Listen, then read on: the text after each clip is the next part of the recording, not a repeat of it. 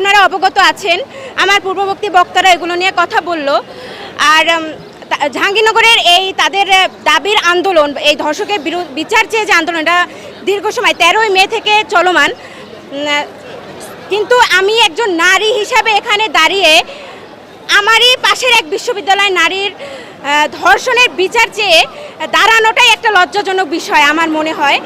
আর সেখানে বিশ্ববিদ্যালয়ের মতো একটা জায়গায়, যেখানে আসলে বিশ্ববিদ্যালয়ের দায়িত্ব হচ্ছে অপরাধ নৈতিকতা রুখে দেওয়া নৈতিকতা সৃষ্টি করা, সেখানে ধর্ষণের জন্য বিচার চেয়ে আন্দোলন করতে হচ্ছে। এটা খুবই দুঃখজনক। আর এটা শুধু দুঃখজনক না, এটা বাংলাদেশের প্রতিদিনের চিত্র। প্রতিদিনই কোথাও না কোথাও ধর্ষণের ঘটনা ঘটছে, মানুষ রাস্তায় নামছে, ধর্ষণের কোনো বিচার হচ্ছে না, তারা মাইর খেয়ে চলে যাচ্ছে। এটাই বাংলাদেশের প্রতিদিনের চিত্র। কিন্তু বক্তা থেকে জেনেছেন যে জাহাঙ্গীরনগর বিশ্ববিদ্যালয়ে যে ক্যাম্পাসের ভেতরে একজন নারী শিক্ষার্থীকে ধর্ষণের চেষ্টা চালানো হয়েছে এবং পরবর্তীতে এতদিন পেরিয়ে যাওয়ার পরেও প্রশাসন আমাদের এই নারী শিক্ষার্থীর যে ধর্ষণের ঘটনাটির কোনো কার্যকরী পদক্ষেপ এখনো পর্যন্ত গ্রহণ করতে পারেনি, বরং তারা এই ধর্ষণের যেই বিষয়টিকে খুবই হীনমন্যতার সাথে ডিল করছে।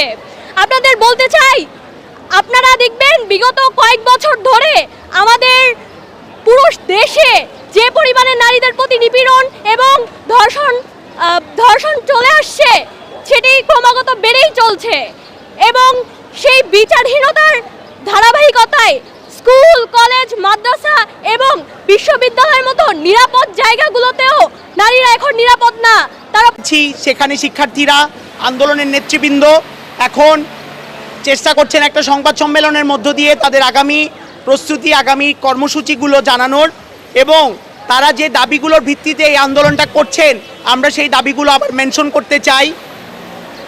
প্রথম দাবি, অপরাধীকে দ্রুততম সময়ে, এখানে উল্লেখ করা ছিল 48 ঘন্টা, যেটা অলমোস্ট শেষ হতে চলেছে, 48 ঘন্টার মধ্যে গ্রেফতার করতে হবে এবং পরবর্তী আইনি প্রক্রিয়া দ্রুততার সাথে সম্পন্ন করতে হবে।